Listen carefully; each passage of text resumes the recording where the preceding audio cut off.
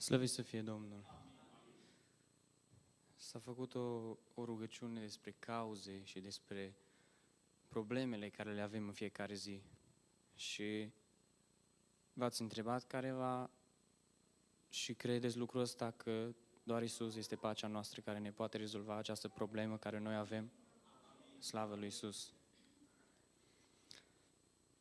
Isaia a spus odată că va fi un domn al păcii.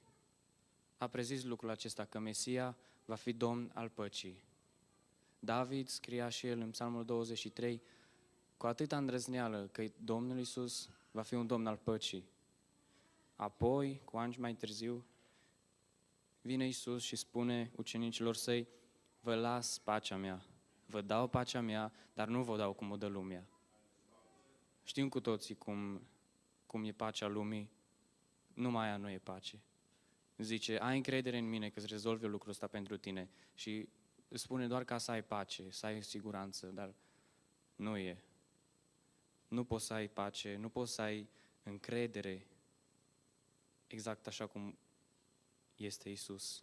De aceea ne îndeamnă, vă las pacea mea și vă dau pacea mea. Domnul Iisus vrea să-ți dea pace în dimineața aceasta. Tu ești pacea mea, Iisuse, doar Tu ești nădejdea mea. Când mureai pe lemnul crucii, Tu mi-ai dat din pacea Ta. Vreau să-ți mulțumesc, Iisuse, Domnul meu, iubirea mea, pentru pacea Ta cea sfântă, ce mi-ai dat prin Golgota, spune strofa unei cântări care o să o cânt.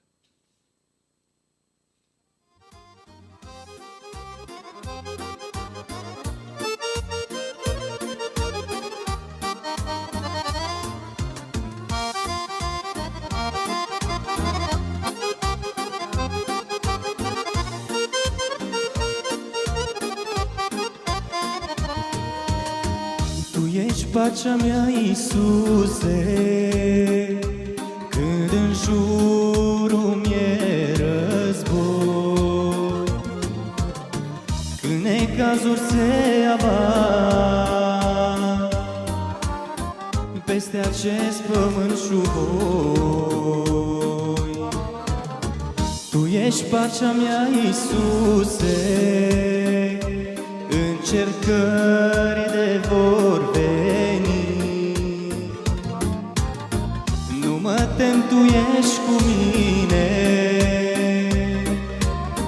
brațul Tău mă va păzi.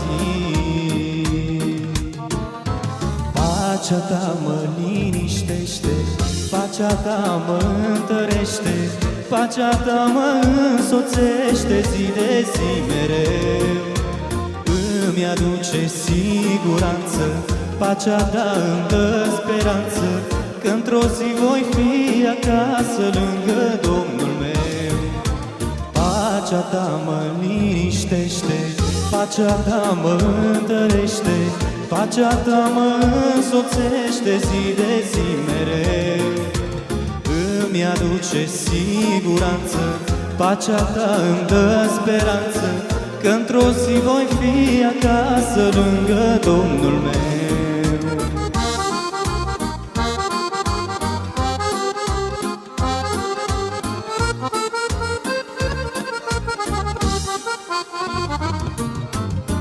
Tu ești pacea mea, Iisuse, Tu ești tot ce îmi doresc,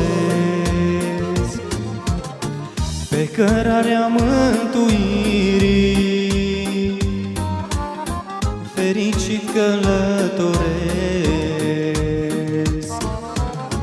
Pacea Ta îmi dă putere, când pe cale obosesc. Îmi ridic ochii spre cerul și atunci ajutor primesc. Pacea Ta mă liniștește, pacea Ta mă întărește, pacea Ta mă însoțește zi de zi mereu.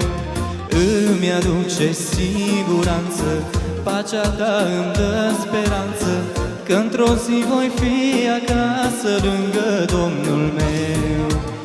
Pacea ta mă liniștește, pacea ta mă întărește, pacea ta mă însoțește zi de zi mereu.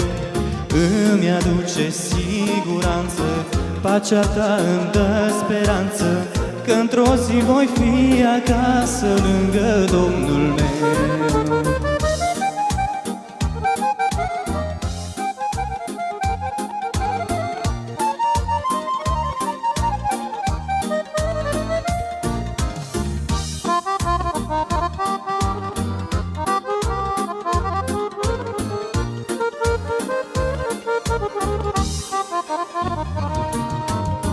Tu ești pacea mea, Iisuse, doar Tu ești nădejdea mea. Când mureai pe lemnul crucii, oh, Tu mi-ai dat din pacea Ta. Vreau să-ți mulțumesc, Iisuse, Domnul meu, iubirea mea, pentru pacea ta cea sfântă, oh, ce mi-ai dat din Golgota. Pacea ta mă liniștește, pacea ta mă întărește, pacea ta mă însoțește zi de zi mereu. Îmi aduce siguranță, pacea ta îmi dă speranță, că într-o zi voi fi acasă lângă Domnul meu. Pacea ta mă liniștește, pacea ta mă întărește, pacea ta mă însoțește zi de zi mereu. Îmi aduce siguranță, pacea ta îmi dă speranță, că într-o zi voi fi acasă lângă